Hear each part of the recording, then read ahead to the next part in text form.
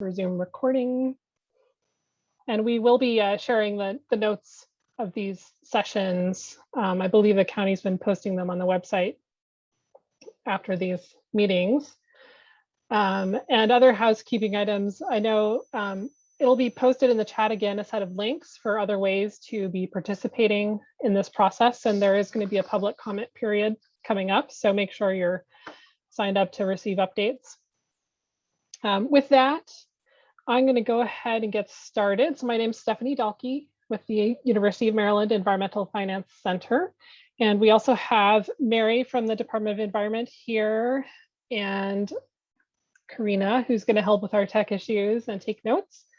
And I know some of you were in the previous session about trees just moments ago. So this is going to be a very closely related topic, although there are certainly a lot of interrelationships between all of the activities that are in being outlined in the Climate Action Plan. So I think that there will be great opportunities to get more bang for our bucks, especially if we're really paying attention to the development of how these are laid out to be implemented. So with that, how we're going to do this, we've got just a tiny bit of background I'm going to go over real quick, but then we really want to focus on the discussion and hearing from all of you what your concerns are, what your interests are about seeing more green infrastructure, and then what do you think the county should do to help make more of that happen, and how can they also make sure it's happening in an equitable way and it's not inadvertently overburdening populations that are already overburdened. So just for a quick refresher, you've got some pictures on this slide here showing what we call green infrastructure. And so that is, in this context especially, we're talking about stormwater control infrastructure. It can mean more broad things like a forest that's 100 acres can also be green infrastructure, but we're talking more about a smaller scale primarily here. But it's basically kind of finding ways to use or replicate the function of natural features to help control flooding and stormwater, and it also helps improve water quality. So things like rain barrels and rain gardens and stormwater swales, and we're seeing more of this happening around the whole country, but certainly in the Mid-Atlantic, because governments have had to take extra steps to try to improve water quality for the Chesapeake Bay. But with that, want to get into the discussion here. So what is our next slide? Right, yes. So these are the steps in the blueprint. I don't know if folks have had much time to look at what we shared out in the last couple of days, but these will be available for you to look at in great detail. So this particular action kind of addresses ways that the county can incorporate more green stormwater infrastructure into how it goes about its business across the county.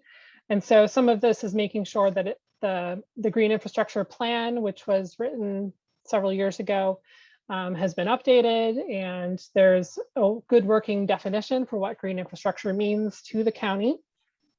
And then also revising codes and ordinances to better support the use of these features that not only help control stormwater, but they can also help with reducing the heat island effect if they involve trees, and they can also just be prettier to look at than a big concrete retention basin.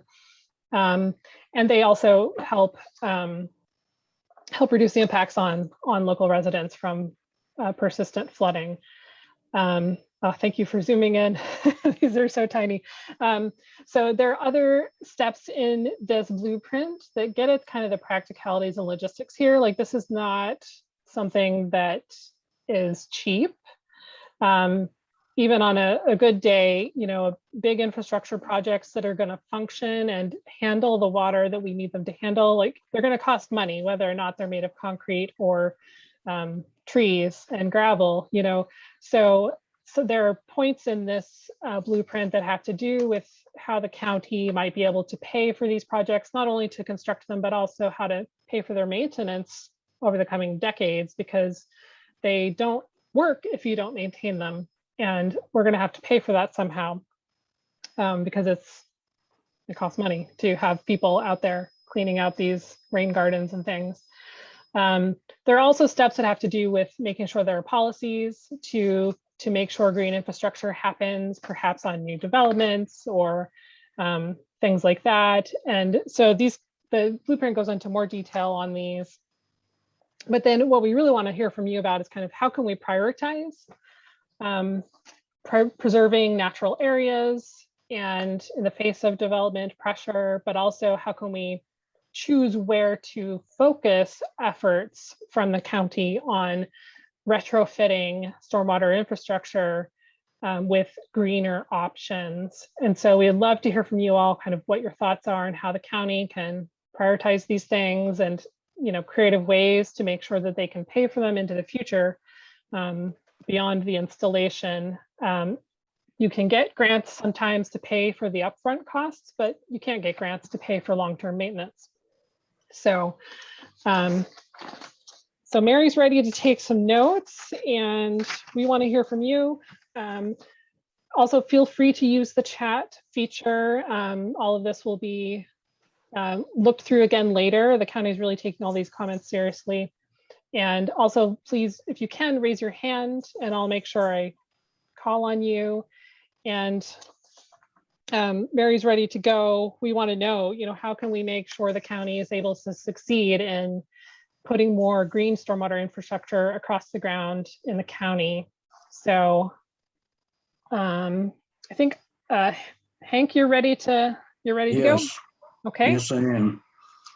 Okay, so maybe I'm in the wrong breakout room, but to me, and you talked a lot about the costs, to me, the basic green infrastructure is something we already have, which is our rural lands, which are tremendous assets, not only to reduce flooding because the lands are permeable as opposed to paved, but also our bread baskets, our food sources for the future. And I don't know if that's to be covered in a different, it is part of the blueprint. I just read it, but it seems to, I was going to clarify, Dr. Cole, this is Mary. We will be covering that, and that would be covered under the healthy foods. That would have a lot of that, the tying in. The green infrastructure portion of this acknowledges natural systems and ecosystem services, in part with an actual structural, such as green streets, rain gardens, bioretentions, which actually the county's urban areas are in desperate need of to handle the stormwater from the impervious surface. Okay, so I take it from that there's going to be another breakout room after this. Well, it may be covered in another one of the blueprints, but rest assured, you do have one of the blueprints is definitely. Well, I just want to make the point that I want to make another point, and I'll make it quickly, is that you can talk all about the value of the green infrastructure, but let's not wreck the green infrastructure that's already there. And that's what we're really talking about, because this county is famous for allowing developers to come in to green infrastructure lands and to do whatever they want, which makes the ground more impermeable, increases flooding, and removes what the lands we're going to need in the future to produce food. And if you don't believe that, just look at what's happening in California and the rest of the West. Those lands, they're running out of irrigation water. It is absolutely critical that we view our rural lands as a source of food and safety for our future. I saw a number of heads shaking, which thank you. Yep. And it's great to find these solutions that have multiple benefits. And so how can we support the county in, actually taking these steps to protect those lands? Thank you, Dr. Cole. I see Armand, are you you have a comment or question? Yeah, so why not get the community involved in building and maintenance? I mean, if the community is involved in building and maintenance, there's more human connection to those structures, and therefore there will be more love and care for that. Also, I mean, there are other green structures like reed beds that cleans water through different stages of plants that you can install. There are these things called eco machines by this professor in Vermont called John Todd. Like all these things, there are many technologies that can help us, but it's just, you know, how do you get these into county or like government to implement? Yeah. Right. Okay. Great. Thank you. Okay, Vijay? Yeah, so one big hurdle will be the county, you know, in order to implement this has to, you know, put in building codes for developers to be held accountable to. But I mean, you know, it's one thing to write the building code, it's another thing to enforce it and actually make the developers themselves adhere to it. So that's probably a huge hurdle. And Armand brought up a really good point in that, you know, if the community gets involved in a lot of the green infrastructure, like say our own yards for those of us who have yards, and, you know, a lot of our community spaces as well, it'll be great. But one thing hurdle wise, the county may have to do is give either incentives or some ways for us to really kind of move forward with it. So for example, I'm not a super duper intense avid gardener, and you know, I want to be able to do something in my yard or space area in front of my home to be able to, you know, make it more ecologically friendly and sustainable, but I just don't know where to start sometimes. So maybe if the county has incentives and programs to do it, then I can be in a better position to do my own part. Great, thank you. Good points. And Yuri, I just saw your comment. I'll look that up. Yes, there are some programs available from the county that can help that sort of thing. Okay, trying to manage all my hands up here. I think Bill, you're next on my list. Yes, this is both a comment and a question. And one opportunity for achieving this is redeveloping older areas that were built before modern stormwater and tree planning requirements were in place. And that also relates to one of the other strategies that's not being presented tonight, and that is focusing development and activity centers. And so how can the county redevelop some of the older commercial strips that where there's very large parking lots? These had outdated parking codes.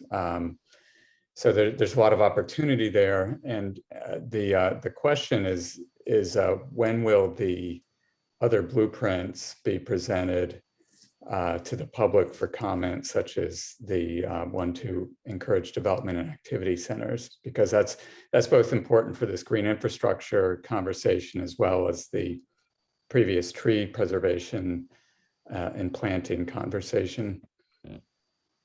Right, great, thank you, Bill. And Mary, we're planning on sharing the rest of the blueprints soon. We are, as if you were in the last meeting, Council Member Genova mentioned that we will be having an extension and an extensive public feedback period that will be about 30 days, that all the public will have plenty of opportunity to respond to the report and all the blueprints. So in terms of releasing the actual blueprints, we're on such a tight line. I'm not,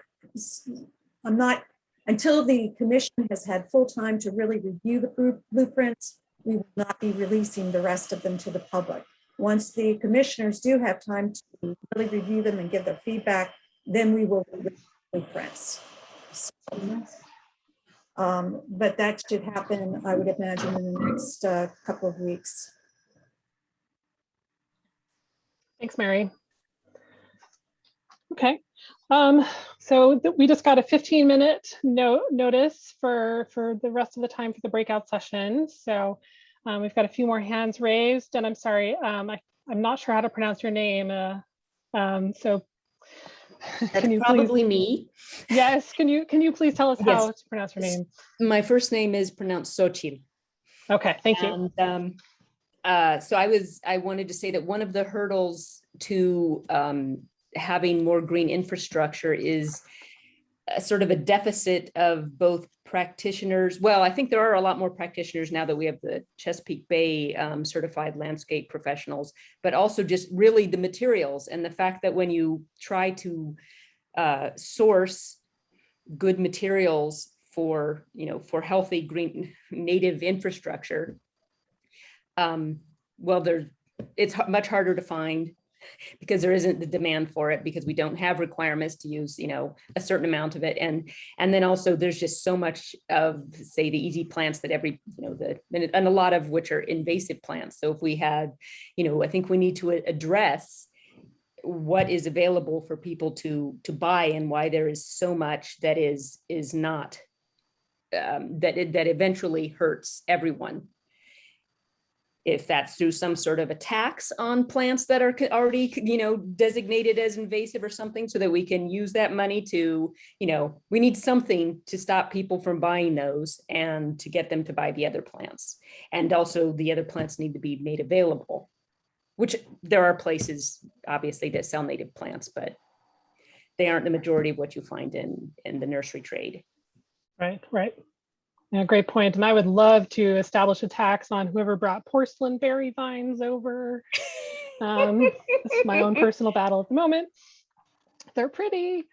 Okay, so thank you for that. So I see, Yuri, you've had your hand up for a while. Would you like to comment? Yeah, I'll try to make quickly 3 points, but I do have 3 points to make.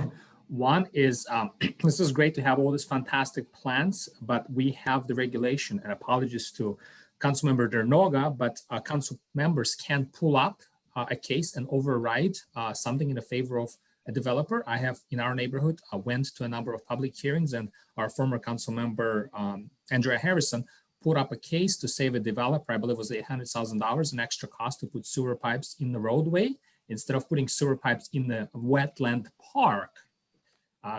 Council Environment Board recommended putting them in the roadway according to the modern regulations, and the council member was able to do the developer a favor. So whatever we discuss here doesn't matter if we have that mechanism where the council member can do developer favors. Second point is we do need to consider retrofitting existing roads. I know our neighborhood is up for we haven't had any new roadways since '98. I'm hoping we will get new roadway, but when we do, it'd be great to have some rain garden and gutters in exchange for a few parking spaces, which we don't need anyways. And final point, I have run into a couple of hot waters with the county, the guys that go and inspect properties. Because my lawn was too tall. It was below 6 inches, but somehow they were not happy. And the reason my lawn was tall is to capture rainwater, because I live on a hill. And after putting my 10's bag of topsoil into the erosion stream that is going into sewer things, I just said, I found a solution, keep the lawn taller. But the county inspection came over and they didn't write me a ticket. But the thing is that unless we have regulation that allows residents to have well-kept but environmentally friendly landscape, we're going to have those manicured lawns, and then water is just going to go straight into the municipal drains. Those are 3 points. Thank you. Great, thank you, Yuri. Not quite sure how many more moments we have left, but Denise, would you like to share a comment? Yes, this is Denise Hamler, and I live in the Port Towns, which is one of our more mature communities within the Inner Beltway. And there's been a lot of talk in the last 2 breakouts about developers, but I also want to put into this equation that we have legacy businesses that are in these more mature communities that are polluting by nature. Concrete batching, concrete block, those businesses that rely on diesel trucks that run through our communities, huge number of auto repair service businesses that are also polluting by nature. So we need to be addressing those as we talk about the developer area. We also have to look at the existing businesses that have been grandfathered in and that are in these more mature communities that are affecting the quality of life and our climate. Great, thank you. Okay, Mark, you have a question or comment?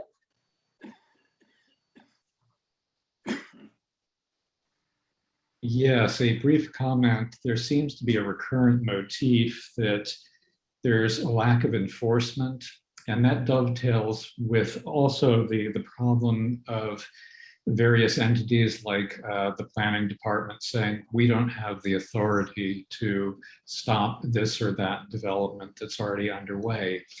And I'm wondering how we can convince entities like that, that even if they do not have the authority and cannot do enforcement, that they actually have, as professionals, the responsibility to point out to the landowners and the developers, this is wrong, this is bad planning, this is not smart growth, this should not happen.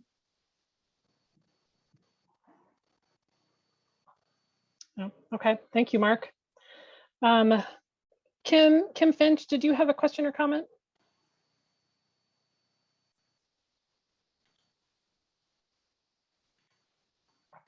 Yes, I'm speaking as someone who regularly deals with the green infrastructure plan, and I think there's a confusion here about what the green infrastructure plan focuses on versus environmental site design. Environmental site design is the state mandated requirements for more green-based, naturally based systems for stormwater management. The Green Infrastructure Plan and the Green Infrastructure Network is intended to protect environmentally sensitive areas, especially our regulated environmental areas. So I think this blueprint has gotten somewhat confused between the purpose of those two. Okay, thank you for that clarification, Kim. Councilmember Janoga, did you have a comment? Yes, I have two comments, but I wanted to point out, Ms. Finch is correct. We're having a great discussion, but I'm not sure it's really on topic. But I don't want to interfere with the discussion. I did want to say two things that are both probably politically incorrect. First, the point that Mark made about the responsibility of planners and everybody. They take the planners, we have a lot of good planners, but they take the lead from the leadership. And if the leadership is not going to stand in the way of development, then the planners are not going to be able to get in the way. So that's an issue. And the planning board is changing leadership after many years of having a developer lawyer as the planning chair. And you may want to weigh in on who you want to see as the next planning board chair, because the planning board chair has more power than pretty much anyone else in the planning field. So that's one point. The other point, something I've said for many years, for those of you who don't know, I used to be an attorney for civic and environmental groups fighting development. So I've been in a lot of battles in a lot of counties around the state fighting for citizens. And one of the things I've always said, and somebody was offended when I said this about a week ago, but I firmly believe it, you get the government you deserve. And if you're not happy with your government, there's an election next year. That means you need to knock on doors for people who you think are going to uphold these principles that you're complaining aren't being followed. You got to contribute money to those people. You've got to get involved. You got to get your neighbors involved. Otherwise, you're going to get the government that you deserve, and the one that you don't like. So it's politically incorrect, but that's the answer to a lot of the problems that people are unhappy with. There, I'm done. Thank you, Councilmember Janoga. So we just got a 5-minute warning a couple minutes ago. So I want to see if there are any other comments and questions about kind of how to get over these hurdles to help the county. And it looks like Dr. Cole, you've got a Yeah, comment. just let me quickly second what Council Member Dernoga just said. We need a slate of candidates who will address all of these problems. That's probably also not politically correct to say at this point, but it happens to be true. Secondly, a technical point is that green infrastructure should also say something about the permeability of surfaces. And we have so much area that's paved with impermeable asphalt and cement and all of that. And we need to look at ways to require new development to install permeable surfaces so that we don't get the overflow. Secondly, there may be ways to, and this is something to be researched, to retrofit existing paved surfaces so that we reduce flooding in certain vulnerable areas. Thank you. Thank you, Dr. Cole. And that reminds me, sorry, okay. Sorry about the echo. That reminds me of one of my pet peeves. I've seen a few very, very large parking lots just up the hill from me, and it would be really great to see more retrofits of things like that. And most of the time they're not even full. And there are definitely flood prone areas downhill from these really large parking lots. So I'd love to see that be included as part of the strategy. And some of them are, on privately owned property, like they might be church parking lots, and those are, they fill up once a week, or they might be a shopping center, or perhaps a university that has a very large campus in the middle of the county. So it'd be great to include that. I'll take off my facilitator hat to say that. So I think we might just have a minute or two left. Does anyone else have thoughts about ways to kind of increase the uptake of green stormwater infrastructure, especially kind of on the smaller scale? Okay, so I see Laura, you've got your hand raised. Yes, I was going to say, just building on what Dr. Cole was saying, that retrofitting some of these impermeable surfaces with permeable pavers would be a great way for the county to lead by example. Like just take all the county parking lots and start retrofitting them. And that would be a huge statement. Thank you. Thank you, Laura. And I would suggest that perhaps that could be worked into their regular maintenance and replacement schedules, probably as a way to save costs instead of trying to do them all at once. Because we do have to pay for it somehow. But that's a great point. The county can lead by example. And there is a whole blueprint for everyone to review soon that talks about how the county should lead by example on all of these types of things. Any other questions or comments? We have 1 minute left. Been a great discussion. Okay. With that, thank you for contributing to the chat as well. And I hope I've gotten everybody that wanted to submit a comment or a question. Do look for the links that they will reshare when we rejoin the larger group that show how to stay involved or how to join the resident expert committee, and be on the lookout for the public comment period. They'll be happening in the next month or two or three. And then you can see in the chat, Councilmember Jernoga put his email if you would like to stay in the loop on development related issues. So thank you everyone for taking the time out of your evening to do this.